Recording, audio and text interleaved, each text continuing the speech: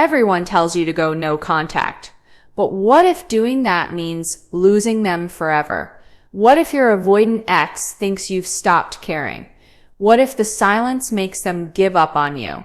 You've been staring at your phone, wondering if you should reach out. Maybe you checked for a missed message, a voicemail. There's nothing new. Maybe you send a text and get no reply, and it's starting to feel like you might never see them again. Now, no contact doesn't make them forget you. It does something very different. And that's why in this video, I'll walk you through what actually happens in an avoidant mind during the first 30 days of no contact, how their emotions unfold, and what really starts to happen when you go quiet. Now, not every avoidant moves through this in exactly 30 days. For some, it's much faster, and for others, it's much, much slower. But the emotional patterns tend to follow the same shape. So let's start from the beginning. Phase 1. This is the first 7 days when it feels like they've completely erased you from their life. They look like they seem unbothered. Maybe they're even posting about how amazing their life is without you. But here's what's really happening. Right after the breakup, the part of them that handles emotional connection shuts down.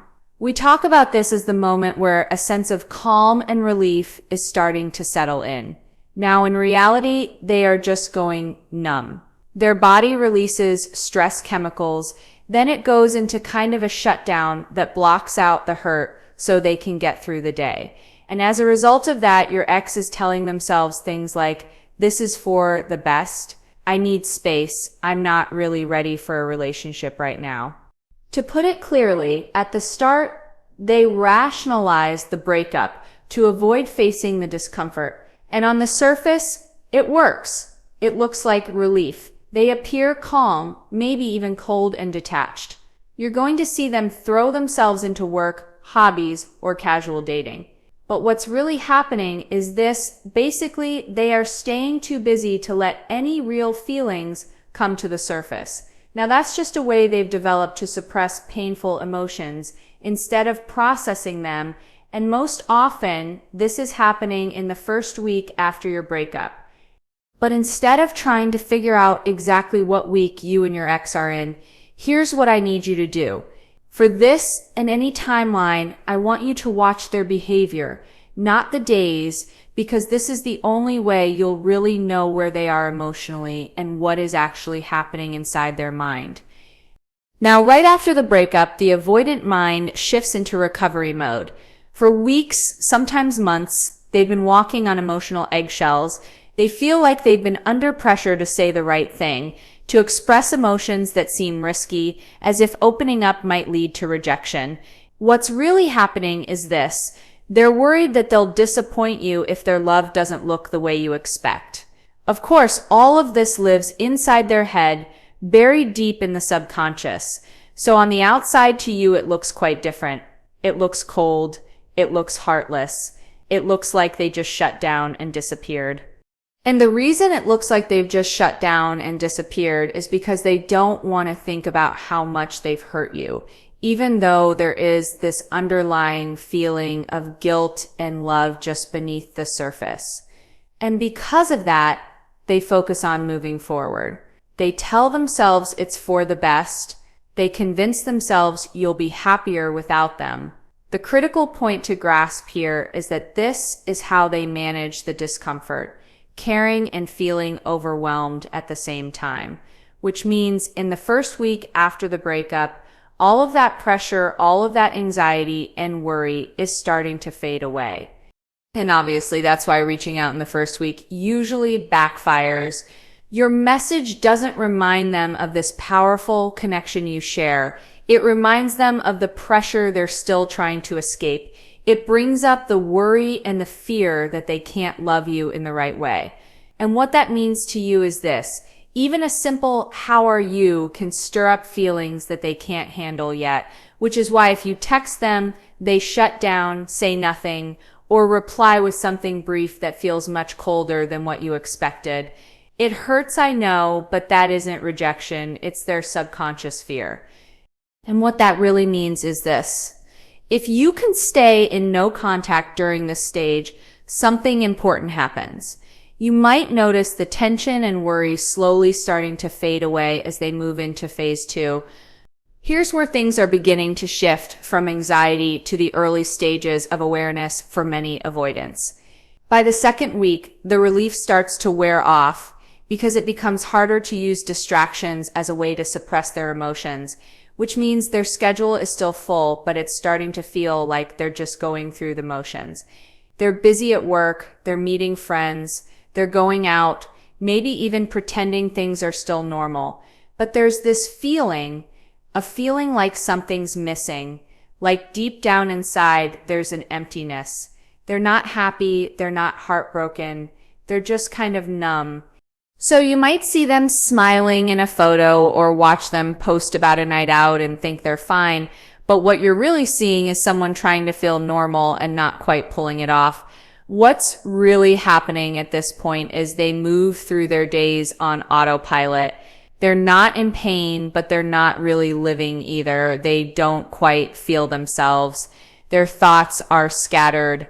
They're tired but restless, and it's as if the world feels muted, like everything's happening behind glass.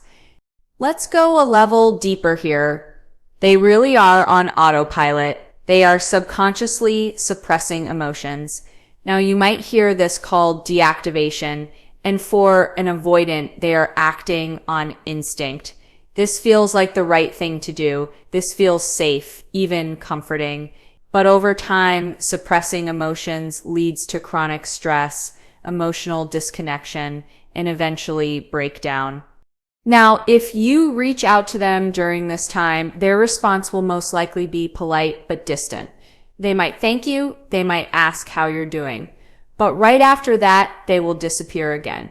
And as you're probably starting to understand now, the reason they will disappear again is because answering you brings back the same tension and anxiety that made them pull away the first time. Their heart speeds up, their mind starts searching for the right thing to say, and the whole exchange feels like pressure to get it right or be rejected. And the easiest way to stop that feeling is for them to vanish again. So that's why no contact is so important here.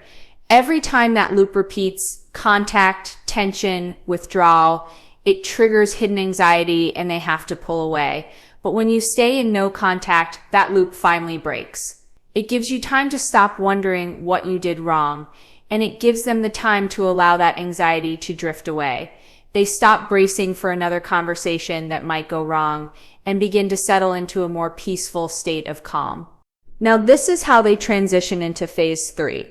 For many avoidants, this is when they start moving from numbness to something that feels a lot like loneliness. This usually happens around week 3, maybe a little earlier, maybe a little later. But somewhere in this window, the emotional suppression starts to crack. Now, this is the part that no one else is willing to tell you. If your ex is a dismissive avoidant, then emotional suppression lasts much longer.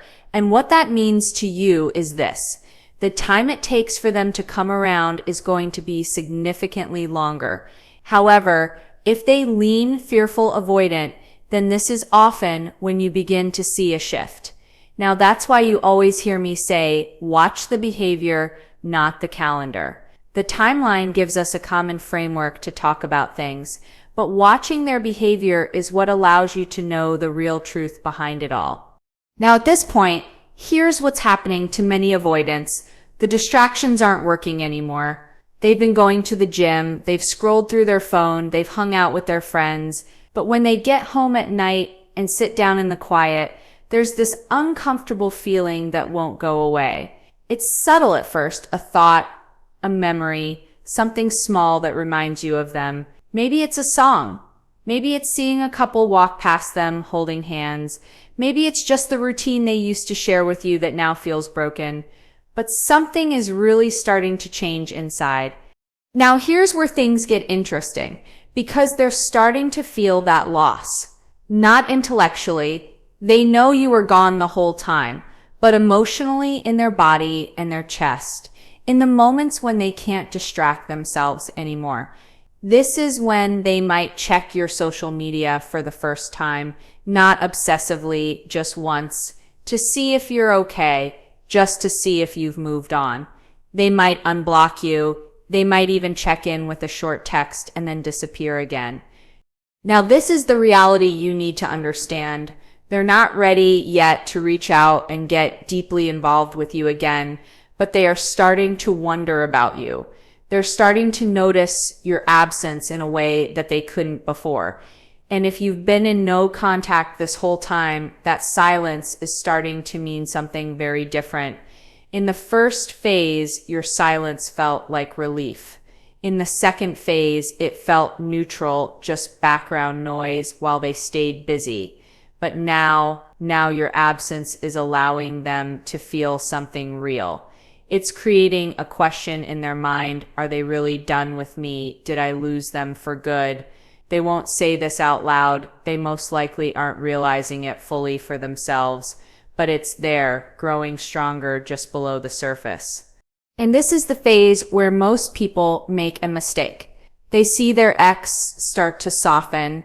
Maybe they get a random text, "I'm thinking of you," or "Hey, how have you been?" And they believe this is it. They're coming back. So they respond immediately. They're warm, they're hopeful, they're open, and then the avoidant pulls away once more. Now this is the part I really need you to hear, so let's talk about what matters most. Just because they're starting to feel that loss, it doesn't mean they're ready to handle a relationship yet, and here's why. The same fears that made them leave in the first place are still there. The fear of disappointing you, the fear of not being enough, the fear of getting close and losing themselves again are all still there. So if you break no contact too early in phase 3, you're going to trigger all of that anxiety before they've had time to process what they're actually feeling and can really start to miss you. Now that brings us to phase 4, and this is where things get even more interesting. This is usually around the 3rd or 4th week, and this is when many avoidants, but not all avoidants, start to experience emotional clarity. By now, the numbness has worn off completely. The distractions have stopped working, and they can't avoid the truth anymore. They miss you. Not just the idea of you, not just the comfort or the routine. They miss you, the person, the connection you share, the way you made them feel seen. And for an avoidant, that moment is deeply uncomfortable because now they have to sit with the fact that they walked away from something real, something valuable, something they might not get back. And this is when the guilt really starts to surface, not the vague guilt from week 1 that they buried under rationalizations, but real heavy guilt. They start replaying moments from the relationship in their mind, the times you tried to connect and they pushed you away, the times you were open and kind but they shut down, the times you needed reassurance and they pulled away instead. And so they start to wonder, did I make a mistake? Have I lost them forever? Now, this doesn't mean they're going to reach out yet. Some avoidants will, but many won't, because even though they might be feeling all of this, there's still a fear buried deep down inside, a fear that you've moved on, that you're angry, and the fear that if they come back, they'll just hurt you again. And what it all comes down to is this: they need to sit with that fear and process it without you in the picture. And this is where no contact becomes the most powerful thing you can do. Because while they're sitting with all this discomfort and all of those feelings, you're not there trying to convince them of anything. You're not there reassuring them. You're not there making it easier for them to avoid their emotions.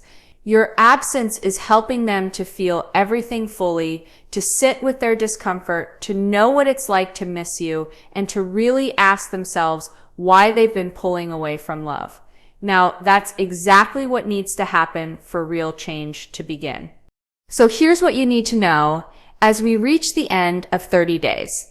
If you've been in no contact for a month, they will not forget you.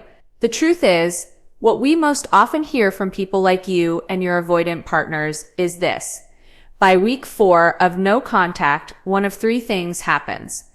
Option 1, and this is the best case, they reach out not with a casual hey or a breadcrumb, but with something real, an apology, a conversation about what went wrong, a genuine attempt to reconnect. If this happens, it means they've done some level of internal work, they've processed the loss, they've sat with their fear, and they're willing to try again. But even then, you need to be careful, because reaching out this way doesn't mean they've changed. It means they're starting to get some clarity, but real change takes time. Now, just a warning, I see option 1 happening more often around the 6 or 7 month point, so don't get your hopes up, because you're much more likely to see option 2 in 30 days. Option 2, they don't reach out, but they're clearly thinking about you. You'll notice they're watching your stories, they're liking old posts, they're finding small ways to stay in your orbit without actually making real contact. And what that means is this, they're still in the processing phase, they're not ready yet, but they're getting there, so give it more time. Last is option 3, radio silence. They're still ghosting you. There's nothing new. There's no sign, nothing. And I know that's the hardest one to sit with. But here's the truth. If you're in option 3 after 30 days, it doesn't mean they've forgotten you.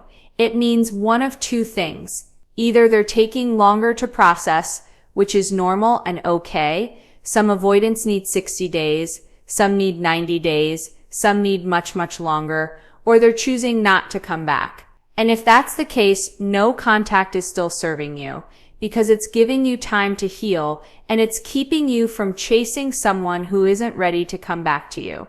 Now, here's what I want you to take away from this. No contact isn't about making them miss you. It's not a tactic, it's not a game, it's a way for you to stop spiraling out of control and a way to decide separately what you actually want moving forward. For them, it's a chance to finally see what they've lost and discover their own path to clarity. And for you, it's the way to stop chasing, to stop wondering, to stop waiting by your phone for someone who isn't ready to show up. And if they do come back, then you'll know it's because they chose you, not because you convinced them, not because you stayed in their orbit, but because they sat with the loss, realized what they let go of, and they want you back. Now, if they don't do that, it's okay. You'll be stronger for it, because no contact isn't just about them. It's about you. It's about how you are starting to feel more calm, more peaceful, and more like yourself. Now, the next step is clear. Get the No Contact Survival Kit from the link below. And if you want to understand what happens next, watch this video, The 3 Stages of an Avoidant Coming Back, and what makes them stay. And remember, avoidants don't forget, they deactivate. And sometimes the most loving thing you can do is let them find safety in their own time.